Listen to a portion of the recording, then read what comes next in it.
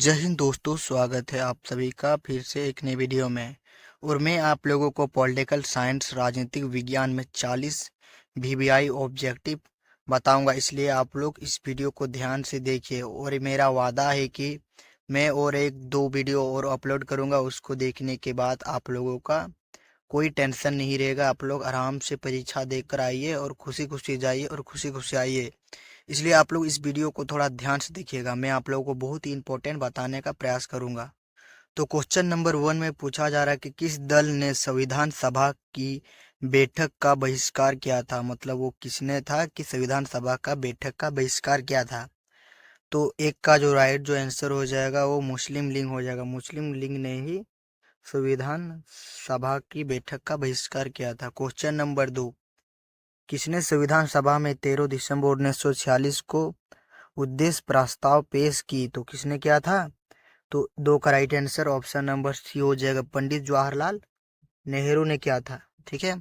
Question number 3, न्यायालय के किस महत्वपूर्ण निर्णय में कहा गया है कि हमारे मौलिक अधिकार में कोई कटौती नहीं की जा सकती है। मतलब किसमें कहा गया है। तो 3 का राइट आंसर हो जाएगा option number c, Keshavananda Bharati case 1973 को। यही इसका राइट आंसर हो जाए। क्वेश्चन नंबर 4, भारतीय संविधान में वर्णित इनमें से कौन सा अधिकार मौलिक अधिकार नहीं है। मतलब इसमें से कौन सा अधिकार जो मौलिक अधिकार नहीं है। तो ये आप सभी को पता होगा, ये संपत्ति का अधिकार नहीं है क्योंकि इसे हटा दिया गया है। तो 4 का right answer option number b हो जाए। क्वेश्चन नंबर 5, भारतीय संविधान के किस भाग में चुनाव आयोग का व्यवस्था की गई है। तो इसका जो राइट आंसर हो जाएगा 5 का ऑप्शन नंबर ए हो जाएगा। ये इसका राइट आंसर हो जाएगा। क्वेश्चन नंबर 6, मतदाताओं के निम्न के लिए तस्वीर सहित पहचान पत्र को किस वर्ष से अनिवार्य कर दिया गया है। तो इसका 6 का राइट आंसर ऑप्शन नंबर है 1993 से ही जो पहचान पत्र होता है वोटर कार्ड, उसमें जो फोटो लगा होता है 1993 से ही लागू किया गया है। क्वेश्चन नंबर 7, किसने राजनीतिक क्षेत्र में महिला प्रतिनिधि को उचित माना। तो किसने माना था। तो 7 का ऑप्शन नंबर डी, जे.एस. मिल ने माना था। क्वेश्चन नंबर 8, जाने से पहले आप लोग न्यू है तो सब्सक्राइब कर लीजिए और लाइक कीजिए और अपने दोस्तों को शेयर कीजिए, क्योंकि 40 में 40 लाना है तो सब्सक्राइब करना होगा, नहीं तो नहीं आ सकता है। क्वेश्चन नंबर 8, राज्य के शासन में केंद्र का प्रतिनिधि किसे कहा गया है। तो 8 का right answer option number b, राज्यपाल को कहा गया है। क्वेश्चन नंबर 9, कितने एंग्लो इंडियन सदस्यों को राष्ट्रपति लोकसभा के उचित प्रतिनिधित्व देने के लिए मनोनीत करते हैं। तो 9 का right answer option number b हो जाएगा, 2। क्वेश्चन नंबर 10, लोकसभा में बहुमत वाले दल का नेता कौन होता है। जो लोकसभा में होता है उसको आप सभी को पता होगा, प्रधानमंत्री हो जाएगा। ठीक है। तो हो जाएगा 10 का ऑप्शन नंबर सी हो जाएगा। क्वेश्चन नंबर 11, कोई मंत्री जो सांसद या विधायक नहीं है। मतलब एक मंत्री जो सांसद या विधायक नहीं है, उसे कितने वर्ष में सांसद विधायक होना अनिवार्य होगा। मतलब उसको कितने बनना होगा। तो 11 का right answer option number b, option b में 6 माह के अंदर उसको बनना ही पड़ेगा। क्वेश्चन नंबर 12, राज्यसभा को धन विधेयक पास करने के लिए कितना समय दिया गया है। तो 12 का ऑप्शन नंबर बी हो जाएगा। क्वेश्चन नंबर 13, किसी राज्य की विधानसभा में अधिकतम कितने सदस्य हो सकती है। तो 13 का राइट आंसर हो जाएगा ऑप्शन नंबर डी, 3 2 महीना। 12 का बी हो जाएगा, 14 दिन हो जाएगा, सॉरी।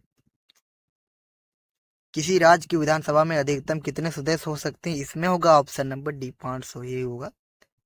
और आप लोगों को अच्छा लगेगा तो आप लोग कमेंट कीजिए, और जैसा भी लग रहा है आप लोग कमेंट कीजिए।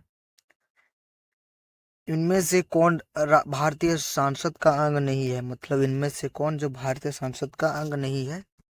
तो प्रधानमंत्री जो है वो भारतीय संसद का अंग नहीं होता है। ठीक है। क्वेश्चन नंबर 15, किसी विधायक दल के कितने सदस्य एक साथ अपने पार्टी छोड़कर अन्य पार्टी में शामिल होते हैं। तो उन्हें दल बदलू माना जाता है। तो कितना माना जाता है? तो 15 का right answer option number A, 2/3 सदस्य, ये इसका राइट आंसर हो जाएगा। क्वेश्चन नंबर 16, सर्वोच्च न्यायालय के न्यायाधीशों के अवकाश आयु को बढ़ाने का अधिकार किसे है? जो सर्वोच्च न्यायालय है उसके अवकाश की आयु को बढ़ाने का अधिकार किसे है? तो आप सभी को पता होगा, ये प्रधानमंत्री को होगा, नहीं राष्ट्रपति को होगा। 16 का बी हो जाएगा। नहीं नहीं नहीं, सॉरी, इसका जो आंसर राइट होने वाला है वो संसद होगा। क्वेश्चन नंबर 17, उच्च न्यायालयों के न्यायाधीशों की अवकाश आयु कितनी होती है? तो कितना वर्ष होता है उच्च न्यायालय? तो 17 का right answer option number b हो जाएगा, 62 वर्ष होता है। ठीक है। क्वेश्चन नंबर 18, भारत में सर्वोच्च न्यायालय के न्यायाधीशों की नियुक्ति कौन करता है? तो जो नियुक्ति जो करता है वो करता है राष्ट्रपति ही, सर्वोच्च न्यायालय रहे या उच्च न्यायालय, दोनों में यही नियुक्ति करता है। क्वेश्चन नंबर 19, भारत के चुनाव आयोग को किस सूची में रखा गया है? तो किस सूची में रखा गया भारत के चुनाव आयोग को? ऑप्शन नंबर ए हो जाएगा, संघ सूची में रखा गया है।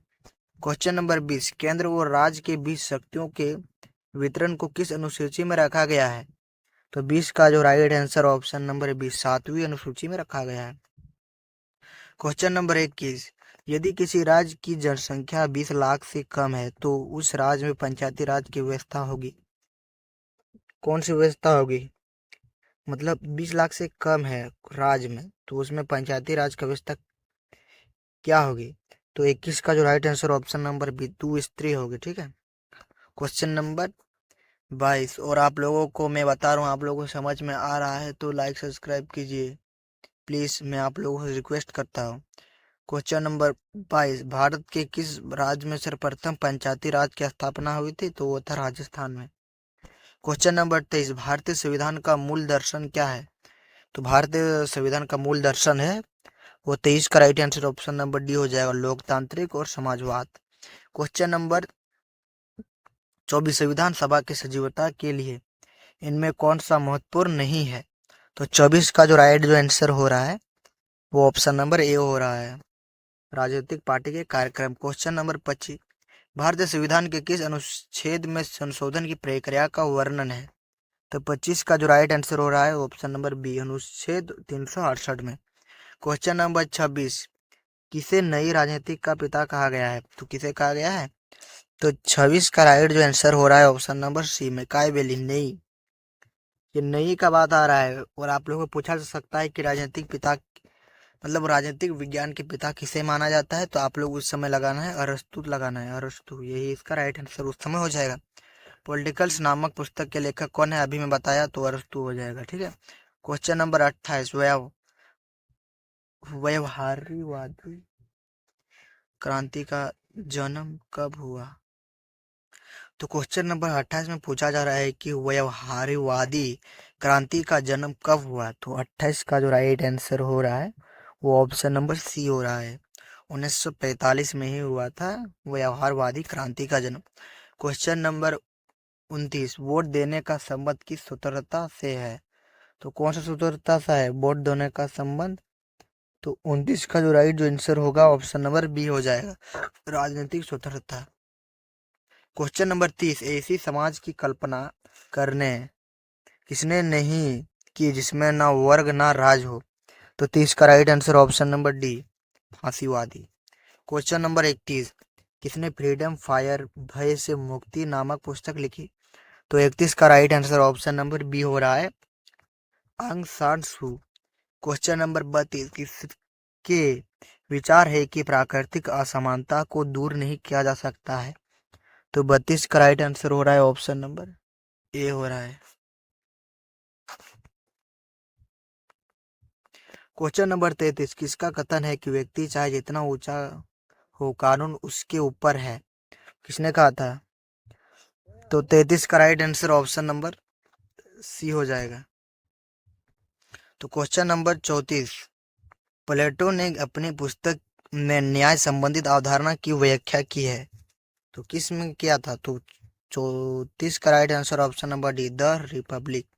क्वेश्चन नंबर 35, किस सिद्धांत के अनुसार वर्ग वहीन समाज में ही न्याय उपलब्ध हो सकता है। तो क्वेश्चन नंबर 35 का right answer option number C, मार्क्सवादी।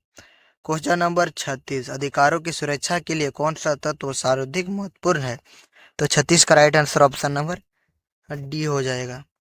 क्या हो जाएगा? तो स्वतंत्र न्यायपालिक। क्वेश्चन नंबर 37, किसने कहा कि किसी राज्य की पहचान वहां के अधिकारों की व्यवस्था से की जा सकती है? तो 37 का right answer option number b, Laski ने कहा था। क्वेश्चन नंबर 38, इनमें से और इनमें कौन जीवन स्वतंत्रता तथा संपत्ति से संबंधित तीन अधिकारों को प्राकृतिक अधिकार के रूप में माना जाता है? तो अच्छा, 38 का जो राइट आंसर हो रहा है ऑप्शन नंबर बी हो रहा है, जॉन लॉक ने कहा था। क्वेश्चन नंबर 39, जाने से पहले आप लोग अपने दोस्तों को जरूर शेयर कीजिए। अपने से बड़े लोगों का सम्मान करना कौन सा अधिकार है? जो अपना है उसको बड़ाओं का सम्मान करना किस अधिकार है? तो नैतिक अधिकार होगा। ठीक है। क्वेश्चन नंबर 40, किसने आज के विश्व को भूमंडलीय गांव की संज्ञा दी है? तो 40 का right answer option number b. और आप लोगों को यह वीडियो थोड़ा सा भी हेल्पफुल लगा तो लाइक सब्सक्राइब कीजिए और अपने दोस्तों को शेयर कीजिए। जय हिंद, वंदे मातरम।